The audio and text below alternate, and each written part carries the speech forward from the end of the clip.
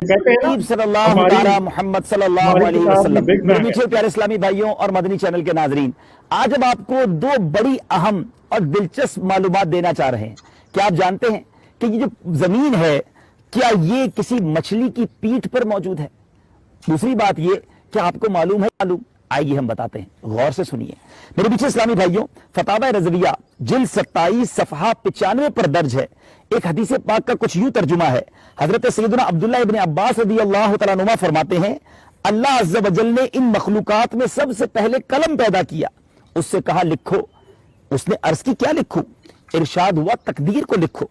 चुनाचे कलम में वो सब कुछ लिखा जो क़यामत तक होने वाला है। फिर उस किताब को लपेट दिया गया और कलम को उठा लिया गया। अर्श इलाही पानी पर था, पानी से बुखारात यानी भाप उठी, उससे आसमान जुदा जुदा बनाए गए। फिर मौला अज़्ज़ वजल ने मछली पैदा की, उस पर जमीन बिछाई, जमीन। तो जी ये कहते हैं, ये बड़ा आजकल मुझे कहीं आते हैं कहते हैं वो जी कुरान में बिग बैंग है। देखो कुरान में तो, कुरान की जमीन तो मछली की पीठ पे है।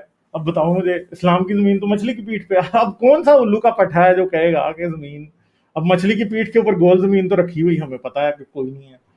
तो ये मछली की पीठ के ऊपर को फ्लैट अर्थ ही रखी हुई थी, और फिर आगे भी और ये बड़ी बातें बताएगा, मगर इसको मैं अब क्या करूं। फजूल ये लोग हैं, कोई इनका जो है ना कोई सर पैर नहीं है बातों का, सारा कुछ इसी तरह, कोई भी बात किसी तरफ से सही हमें होती हुई नजर नहीं आती।